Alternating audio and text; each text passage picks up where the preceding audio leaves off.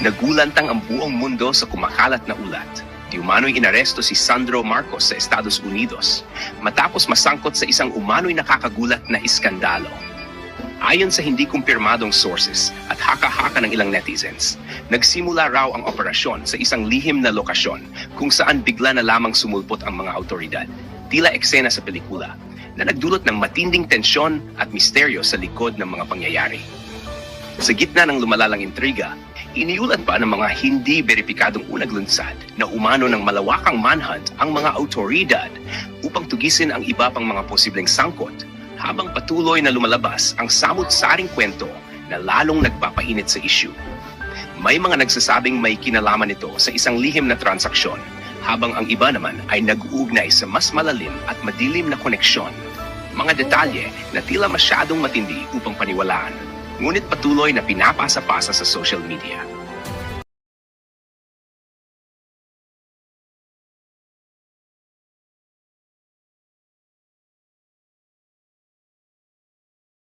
Tapos yung pala, ang pera mo galing ka sa bika-ka, sa biga-biga, sa alpot-alpot, tapos ginulo mo ang, ang Malacanang. But anyway, okay. Now, okay, so eto yung ako, kasi may nag-message sa akin, na hinahamon ako, okay? Hinahamon ako ni Mr. C. Okay, naaakyat sa aking vlog. Ba't naman kita paakyatin?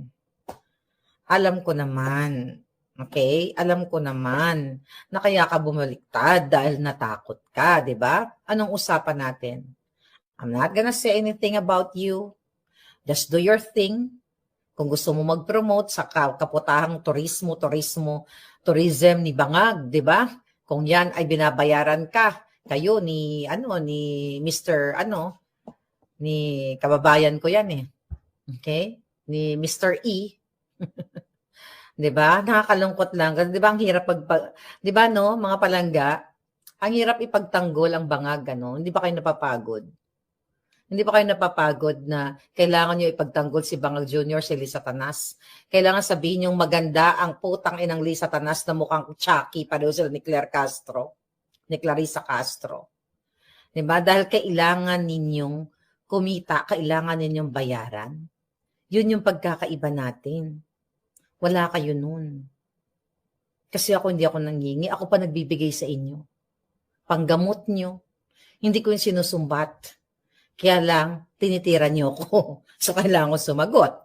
Diba? Ako pa nagbibigay ng panggamot nyo, pangkain nyo. Diba? Pag naglalambing kayo sa akin, palibasa, madali akong mabudol. Pagdating sa ganyan, kasi maawain ako. Pero it's okay lang.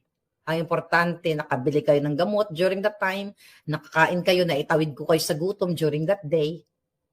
But don't me. Dahil totoo sinasabi ko. Diba? Ang sabi natin, wala tayong pakialaman.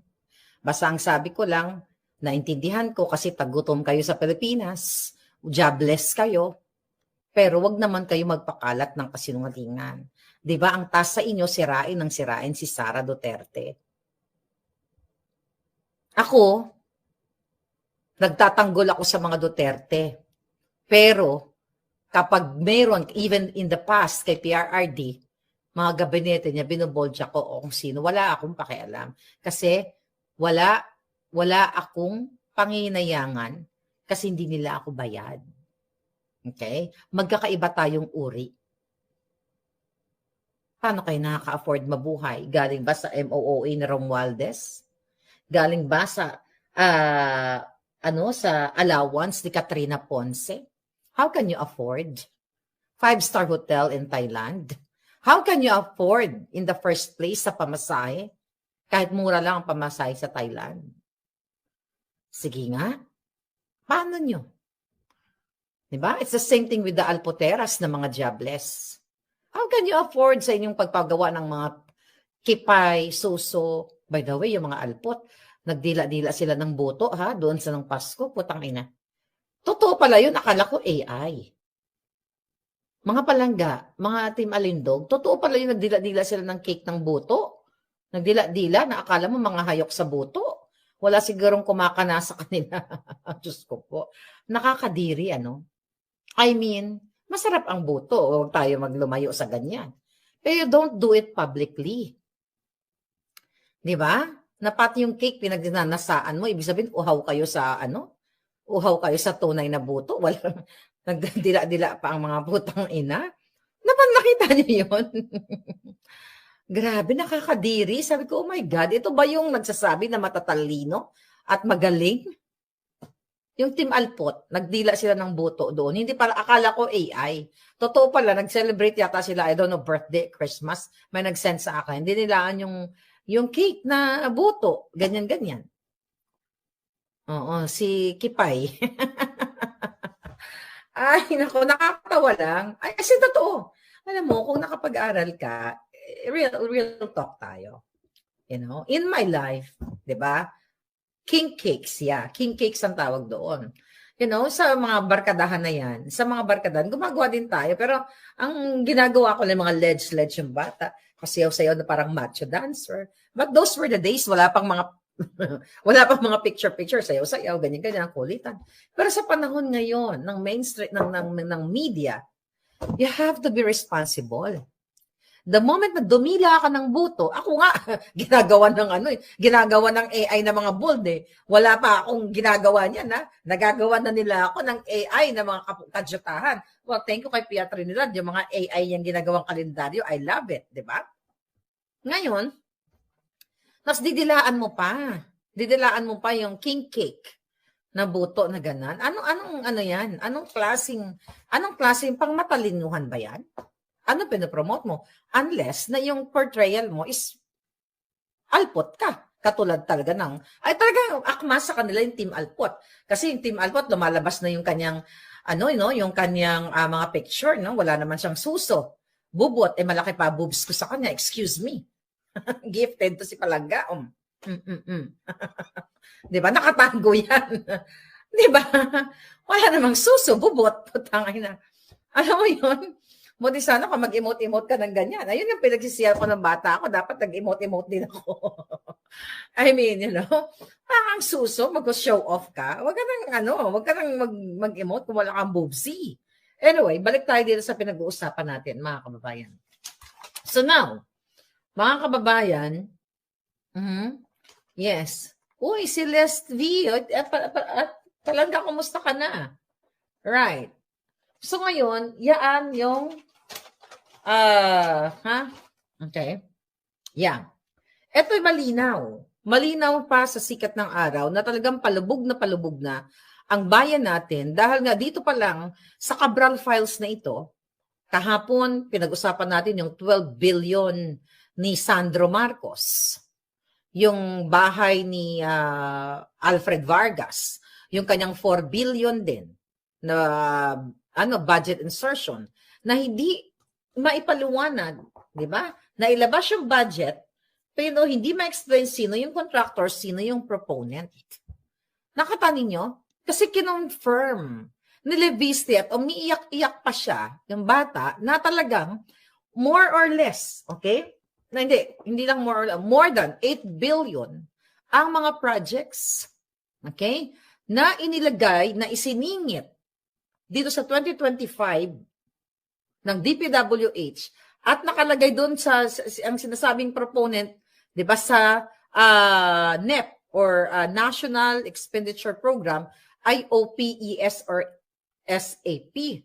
Meaning, although hindi na sinalaysay yung OPES SAP, pero understandable na OP stands for Office of the President, ES stands for Executive Secretary, at si Bersamin during the time, kasi ngayon si Recto na, and si SAP yung Addictus Benedictus.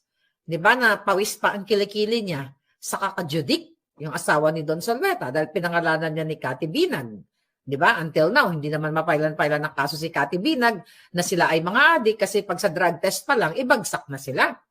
Dahil magpapositibo talaga sila. Di ba? So ngayon, mga kababayan, sabi ko nga,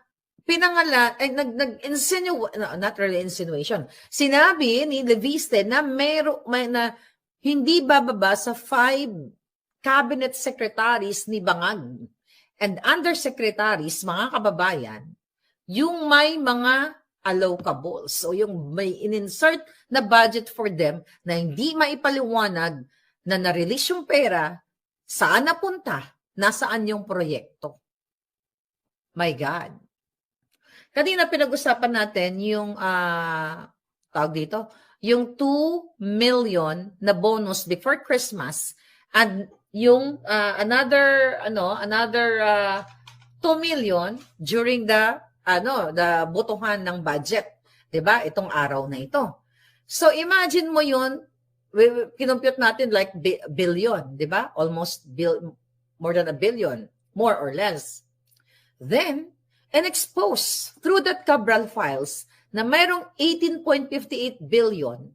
Okay? Yun yung confidential funds. Okay? Na through MOOE. Okay? Through MOOE or Maintenance and Other Operating Expenses.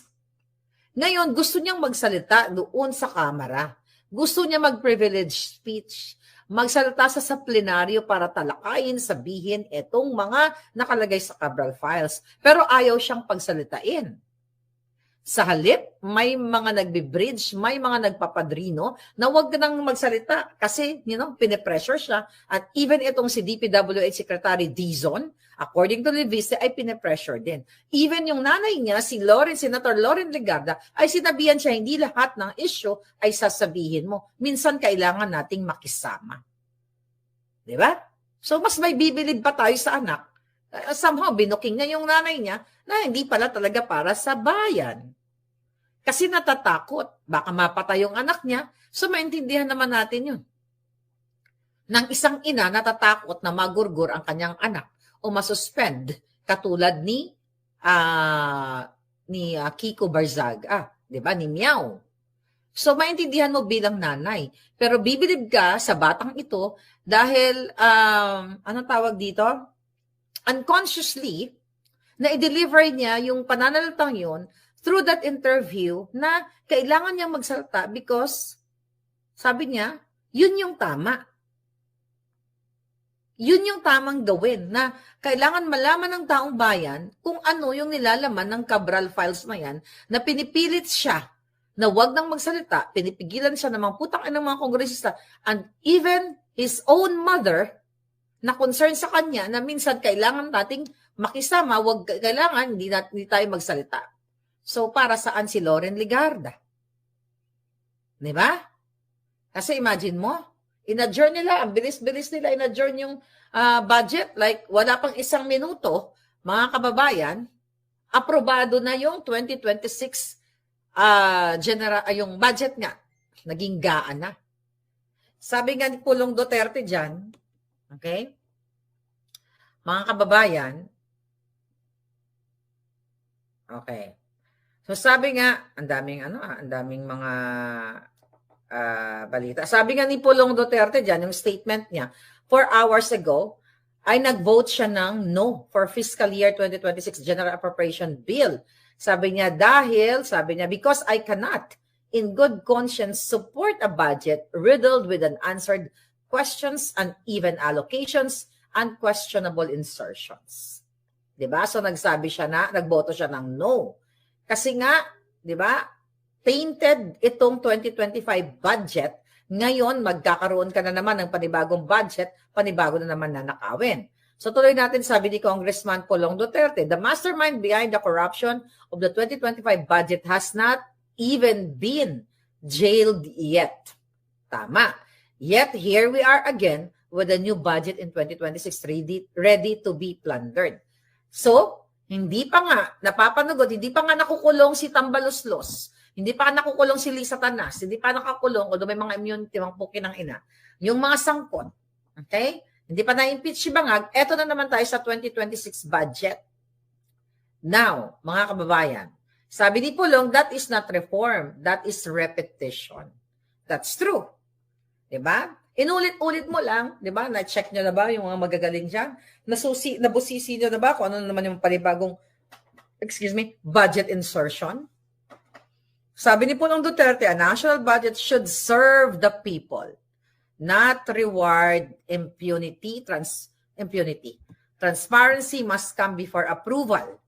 not after public outrage. How can we restore the people's trust if we repeat the same circus that was done in the last 2025 budget?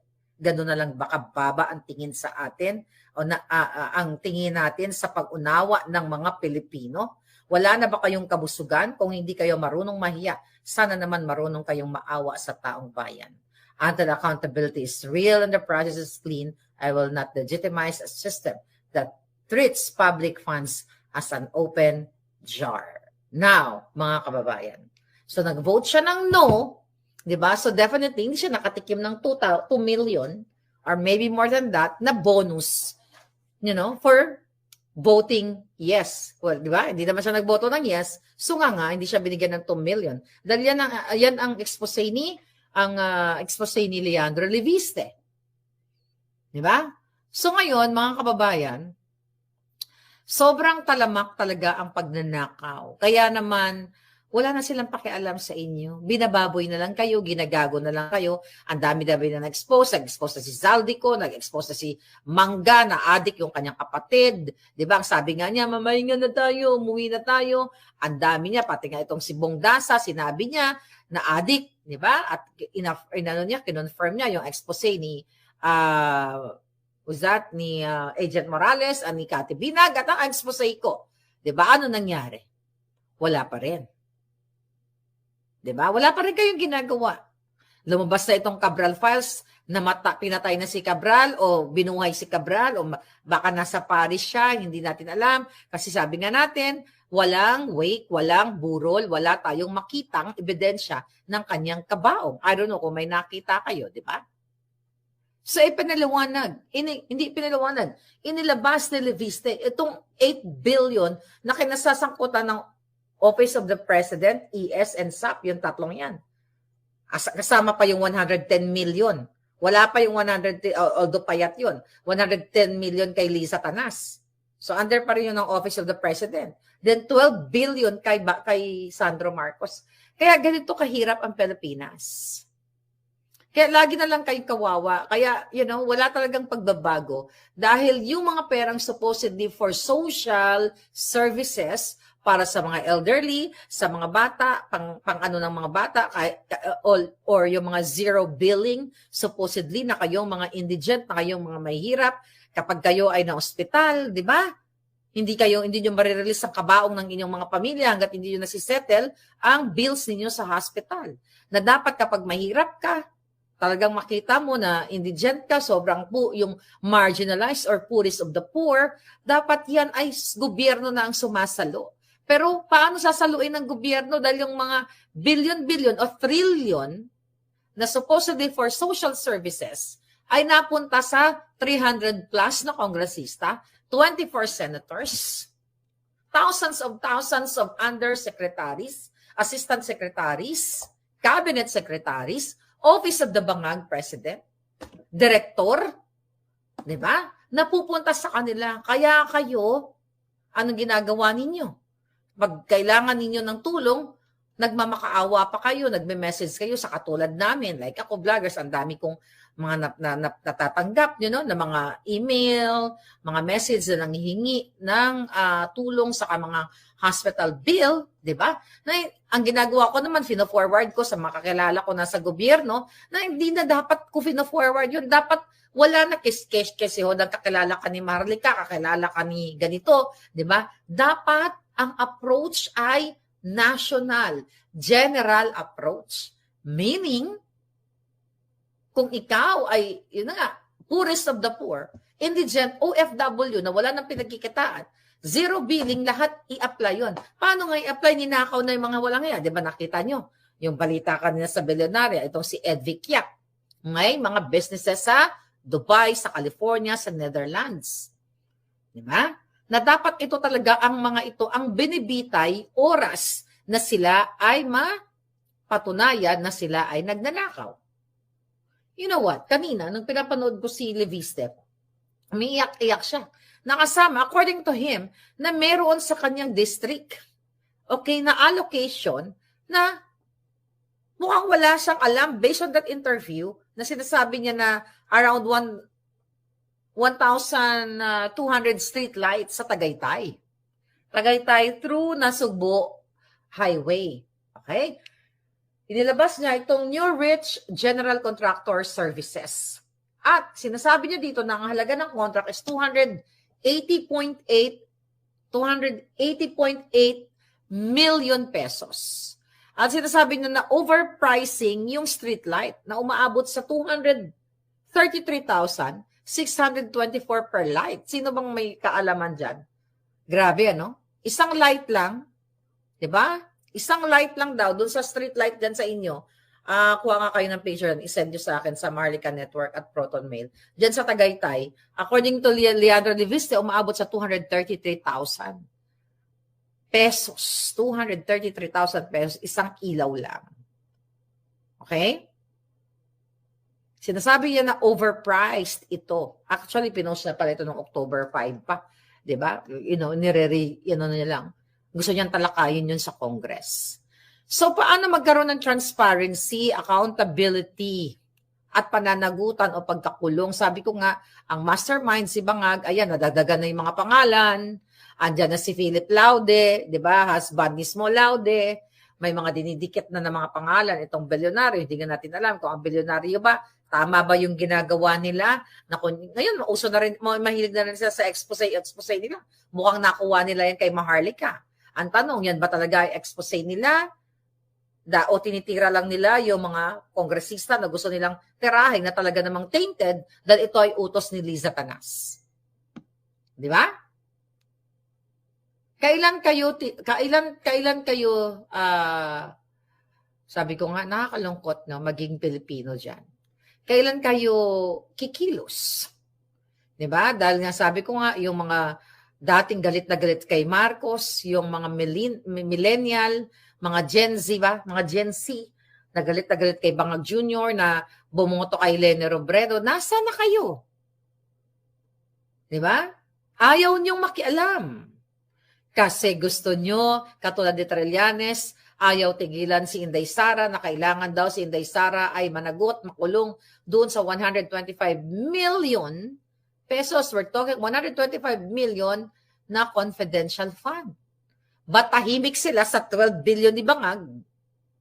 Dito sa 8 billion na ngayon na bago, yung pinag-uusapan natin, tahimik sila sa 110 million ni Satanas, 50 billion, di ba? Maliban ba doon sa 12 billion na allocables, okay? Ni Sandro Marcos, meron pang 50 billion na in-expose ni Zaldico, di ba?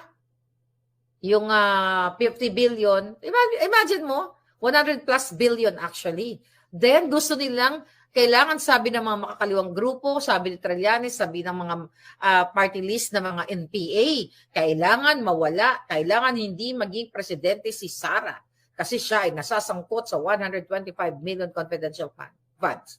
Kung di gagago itong mga putang inang ito. Pero ayaw nilang panagutin si Marcos Jr. na pinangalanan at ang kanyang pamilya na more than 100 billion ang kinasasangkutan na hindi nga natin alam, baka hindi lang 100 billion, baka trillion pa. See that? So nasaan na kayo? Nasaan na sila? Well, ayaw nga nilang magsalita, mga kababayan. Kasi nga ang target nila ay si Sara lang. Di ba? Si Sara lang. Ano sabi ni Trillanes? Okay? Ayaw nang tatanan si Sara. Alam naman, ganun ka walang hiya itong si Trillanes at itong mga makakaliwang grupo. Tingnan ko nga to.